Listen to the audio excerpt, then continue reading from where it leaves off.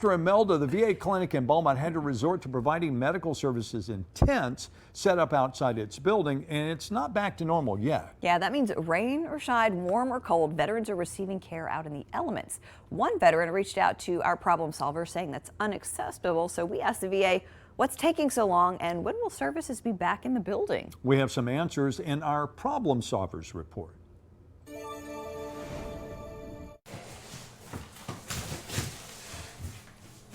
Tropical Depression Imelda left a lot of victims in its wake, not only homeowners, young and old, but businesses, restaurants, and medical facilities too, like the Beaumont VA Clinic. Since the rushing waters of Imelda sent staff out of their building at the end of September, the clinic has been forced to perform services in tents and RVs in the parking lot. That doesn't sit well with veterans like Dan. So what kind of inconvenience is this for you and other veterans? It affects the scheduling. It does affect that, so it might have your dates pushed around or pushed back.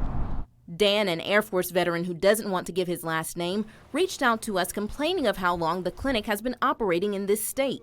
It's the environment. You're exposed to the elements, and it's kind of overdue. Dan has visited the clinic 3 times since the tents have gone up. He says the weather was already challenging, and it'll get worse. It's going to start getting hot here real soon. And rains on them, the wind blows, it can get chilly. And you have older folks coming here, and it could be better for them. Plus, Dan brings up a health concern with construction going on around the clinic.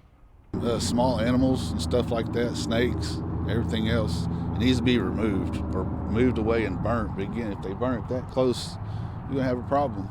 So we went to get answers from clinic management. Eric Brode, a supervisor at the clinic, says they're working on getting back in the building, but it's been challenging. In the meantime, they have to deal with the tents, which are closed in with canopies and air and heating. And different mobile medical units are there too. Some equipment even came from other states like Mississippi and Arkansas. Really, we're doing everything we did in the building except for the services that required equipment, like your audiology, your optometry. They see 200 to 250 patients a day, and Brode admits weather has been a complication. However, getting from one tent to another, we've bought extra umbrellas.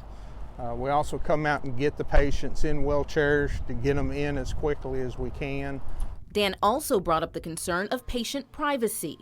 The thought is, what if somebody has a mental health issue? They need privacy. We all do anyways, when it comes to health. And they're coming in here already feeling bad. You have to think about that aspect of the deal. Have there been any challenges to adapt? Not really challenge. We have our usual, what we usually do in the building, and we've just applied it out here. The holdup? Brode says they had to put the entire building back together again, rebuilding from 2 feet down. Problem Solvers was given access inside the building to get a look at the progress. They've done the drywall, the tape, the float. They're finishing up on the paint.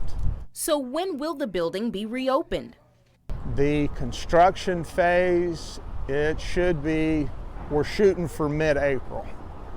Get it fixed or find a better facility that suits the situation. If you have an issue you'd like Problem Solvers to look into, just give us a call or shoot us an email. There's our phone number and email address right there on the screen.